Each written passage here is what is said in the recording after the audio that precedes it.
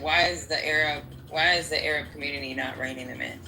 Okay, can I finish my submission, though, Miss Pat? That's the ceiling Finished your fan. submission, and I just That's answered your question. Brandon's work. But I disagree with that, so that's Go why I ahead. wanted Now to It's you say not can the something. go fan back and you can blades. disagree, and I then think you it's can the say, wire but in don't the say, can I motor finish box. my submission? You were done with your submission. I just answered your question. Now you Okay, can go to. I don't want no problem. I apologize. Okay, listen.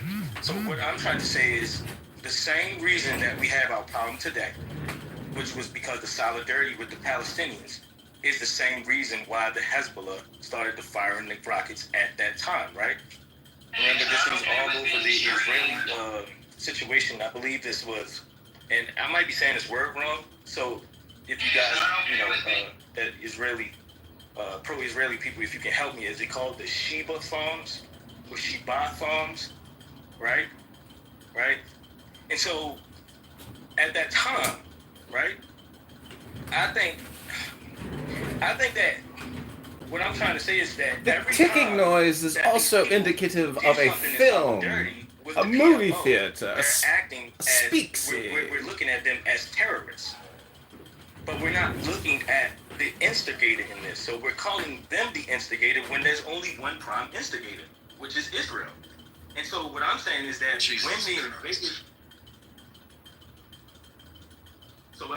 when they invaded Lebanon back in the day, are you saying that Lebanon just had no reason to have a problem with Israel? Or we're just saying that they just came out and, I want to kill an Israeli today? I don't understand the point here to make it seem like Hezbollah forming that is wrong because of what they did back in the day. And like I said, Israel invaded Lebanon. It wasn't the other way around. I'm happy to respond if nobody else wants to. I'm confused with what he's saying because, like, this is the problem. When you look at Shia identity or marginalization of Shias, right? Lebanon has a Shia Muslim community, and then they're supported by the Islamic Revolution. So, like, when it comes to it's like a really that's why I say it's really complicated. Like the Middle East, this is all around religion, and I don't this is how I feel it's all around religion. Nobody gives a fuck about the Shia population, and then some of the stuff that they're doing, it may be them protecting or trying to protect what they feel is rightfully theirs, but then again, this is still going to be a Middle East problem, and that's not only to include Qatar, that would be to include Bahrain, that would be to include Jordan, who doesn't even really, to be honest with you, they probably don't care what happens to Palestine at this point because of historical shit that's happened in the past. They're only protecting themselves. Like these Middle Eastern countries really are not on the same page as what you think they're on. They're only doing certain things because of their population and them saying, "Oh, we're all Muslims, we're still brothers." But outside of that, like, there's no real support. So if you look at how Hezbollah was conceived, this is part of Iran's prodigal to like export their own Islamic revolution. Like, and when it comes to foreign proxies, Iran is probably the when it comes to funding or training, guidance when it comes to ideology. Like this is not something that is very complex, and how you're speaking on it, it's like mentally in my brain, and that's why I'm getting confused with some of the stuff that you're saying. It's like you're only taking a bit of information and not understanding the whole. Can I maybe throw something in there? Go ahead. Look, and this is something I think we can all maybe learn from. It's one thing, like if you're standing like in an area, you see a wall that's dividing two people. Factually, you've got a wall there. You could also give an opinion and judgment and say, well, it's a shame that the wall has been put up and is dividing two people. But to be able to leave it there and be angry for one side putting up the wall and the nuance and context, understanding and reaching a reason why Why was there a wall put up to start off with? Is a key question to be able to put up there. And it's like if we learned that, terrorists were going over this line and they were killing innocent people, and that's the reason why the wall was put up, then that's an understanding of the why. But understanding,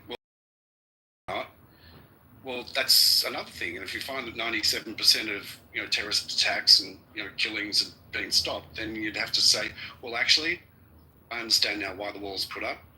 I would have done the same thing myself. The same thing goes to to these comments. Like, well, Israel didn't initiate military attack against Lebanon.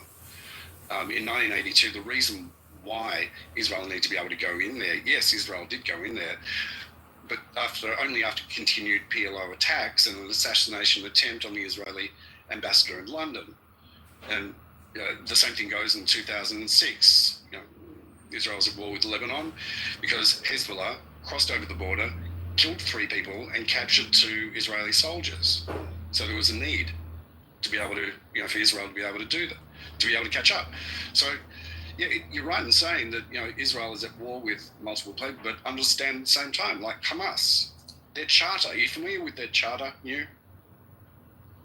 Yeah, I've heard. Is it new? Times. Yeah, no clue. Yeah. Okay, well, I mean, did Israel force Hamas to be able to write their charter? In Article 7 of their charter in 1988 clearly states what its objective is, and that is to be able to kill all Jews. They're a Nazi organization, effectively, and to be able to wipe Israel off the planet.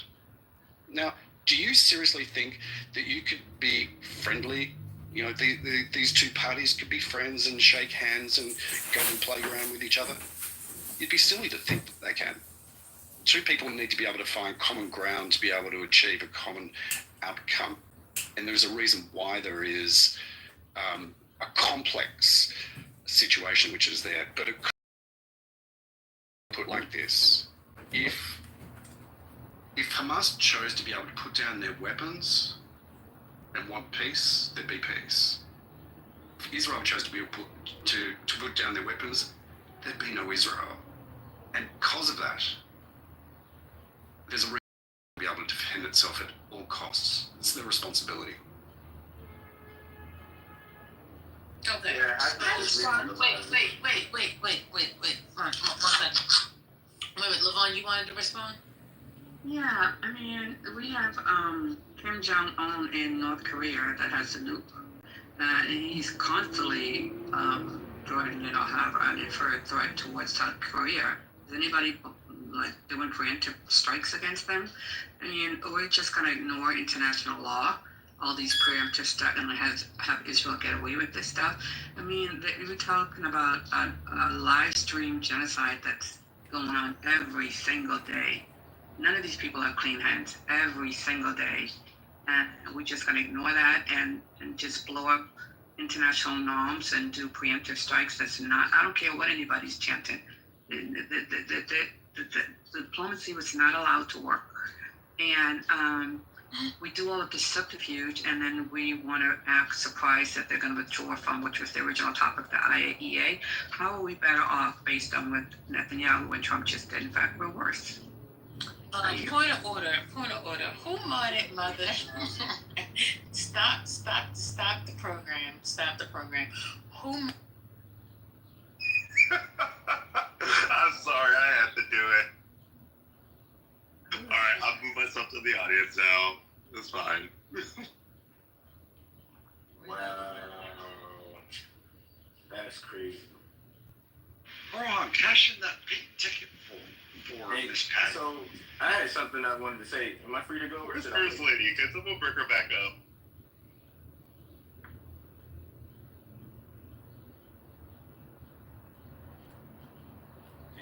Can I speak on what I wanted to say, or should I?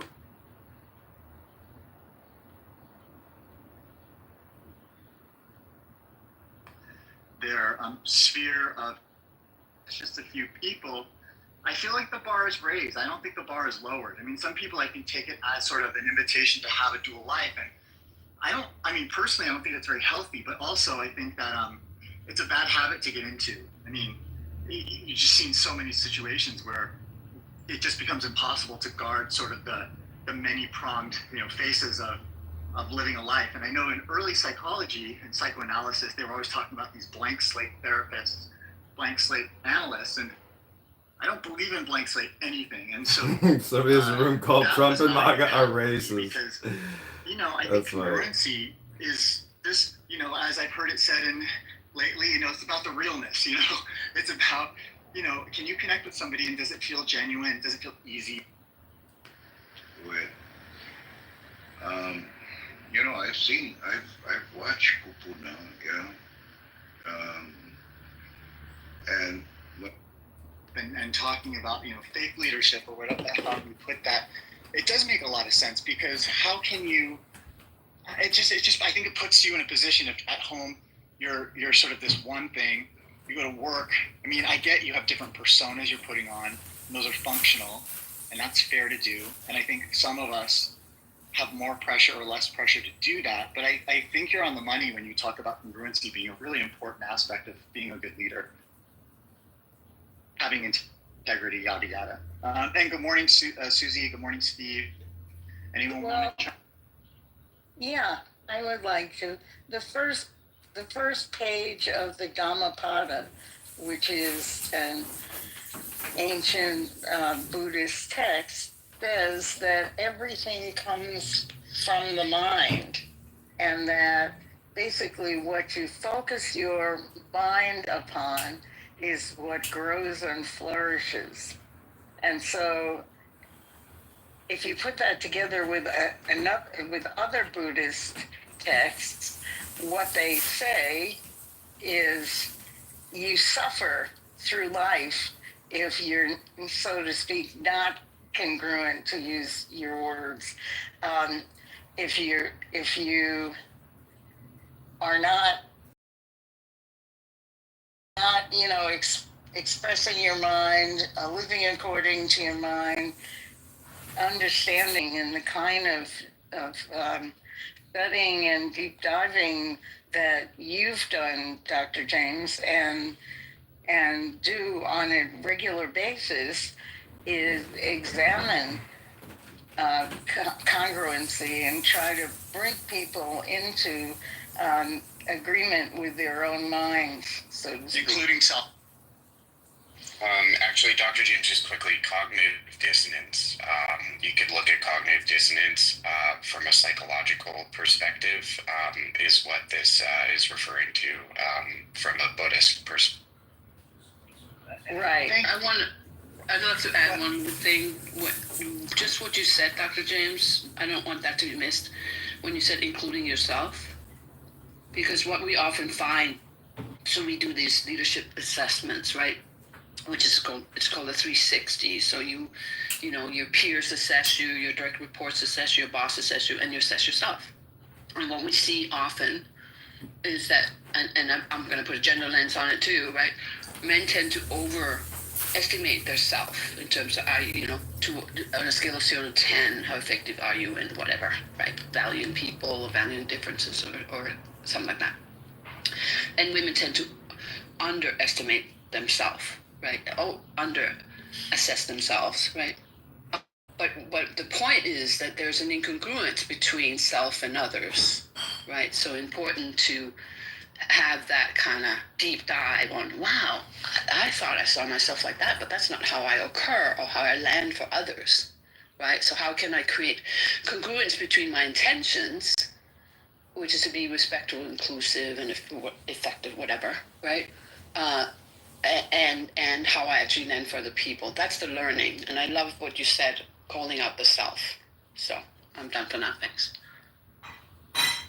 Interesting, Barbara. I think one of the first times I opted to do a little mini talk in here, I did a talk around these types of biases and some of the differences in the way gender is both perceived and experienced from kind of a psychological framework. And I really do think that's on the money and it's not to be missed. And yeah, the reason why I say self is because, and this is something I brought up right at the end of the time we had here yesterday, was in psychology, if you're getting a degree through an American Psychological Association accredited school, there's a requirement you have a minimum of a year's worth of personal therapy.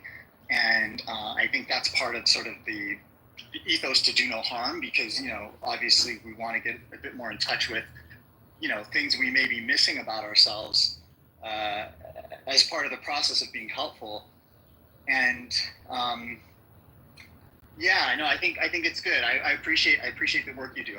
We probably have a lot of overlap in terms of some of the things we've experienced, but you're coming from much more kind of seasoned, experienced place from that, and I'm kind of at a new start of a new career. But it's kind of not a new career, but becoming licensed is going to be a new bag of kind of ethics to hold. And one of the things that I thought about a bit is on the other side of a license, one really becomes kind of an autonomous agent of personal and professional ethics. And the only thing at that point holding someone back from, doing harm or doing some sort of thing that could get them into hot water, I think, is really just having developed over time habits that continue to evidence practicing ethics in their lives, and having some values that they understand and they can sort of anchor to. And I think this is really kind of an important thing. And I think earlier I was asking about kind of the perception of different professions. Different professions, there is more of an expectation.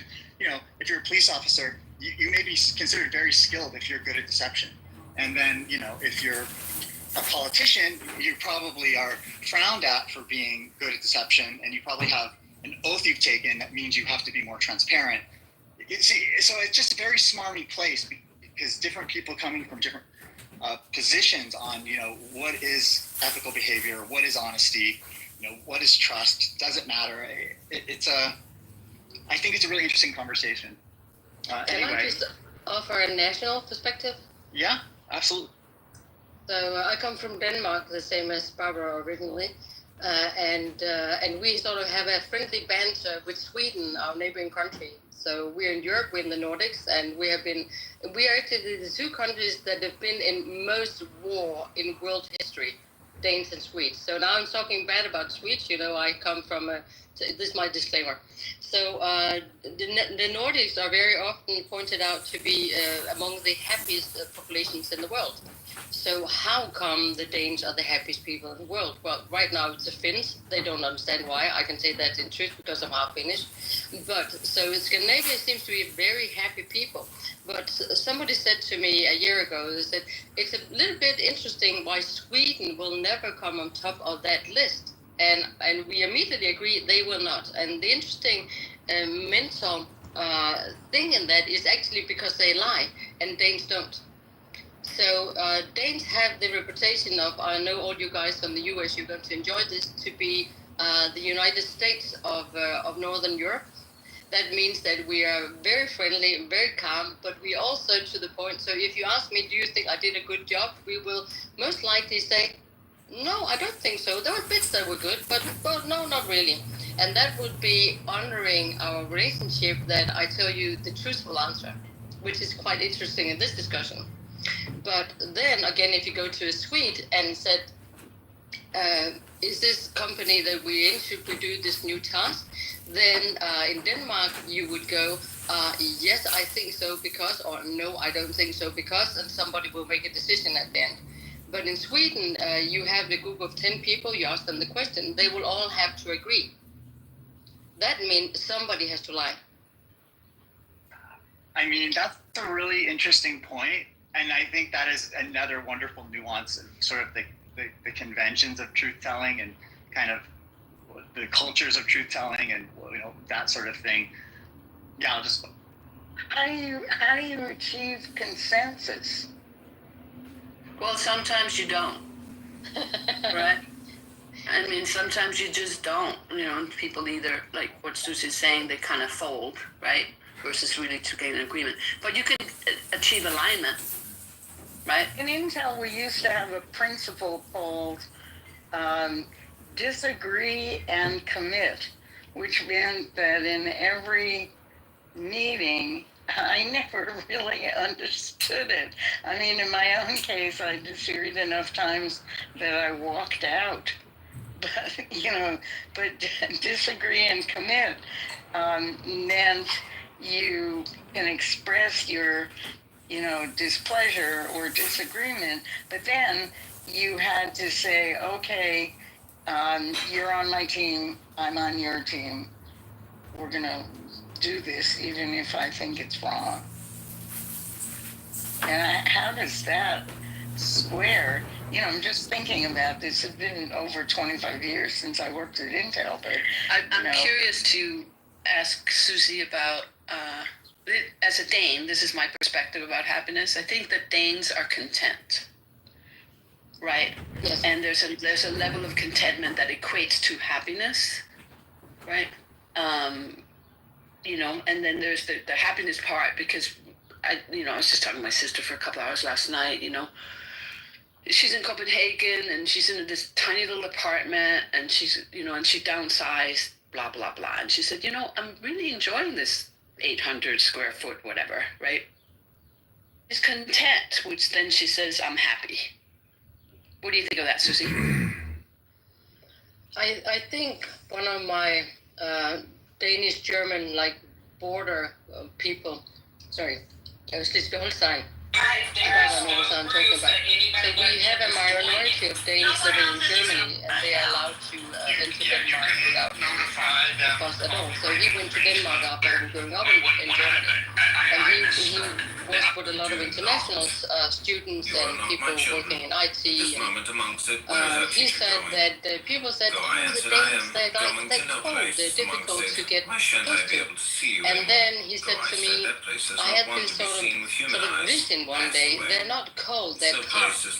And I think calm is the best expression I ever heard to explain a Dane. That's because if you get fired, that's no big deal. Because the Danish workforce system is made so it's very easy to hire and it's very easy to fire. And that means that the government has taken the risk for the workforce and saying, well, we have made a system where you will actually get 80% of your income for 1 year currently. That means that you don't worry about getting fired because you can be calm and think, okay, maybe I'm not doing the right thing. Maybe I should take a second education. Maybe I should work for a different company. It's no big deal if I get fired. You can take the education you want to because we get paid to educate ourselves unto a certain limit, of course. But every single Dane has the right to not only free education, but also get paid while you're studying. So that means we are calm. We're very, very calm. And sometimes a little bit, if you're calm, are you happy? I think it goes a long way. But can you still be desperate even though that you're calm? Yes, you definitely can. Wow, that is exactly the opposite of what I have noted in the United States. First of all, in the United States, we're all totally identified with our work. So it's not, so if we get fired, a part of our being has been taken away. So this is, which is why that's true in Denmark as well, actually. But in a sort of funny way. So I studied in Great Britain for a couple of years, and I did a student job where I was I was a temp staff as a waiter, and I became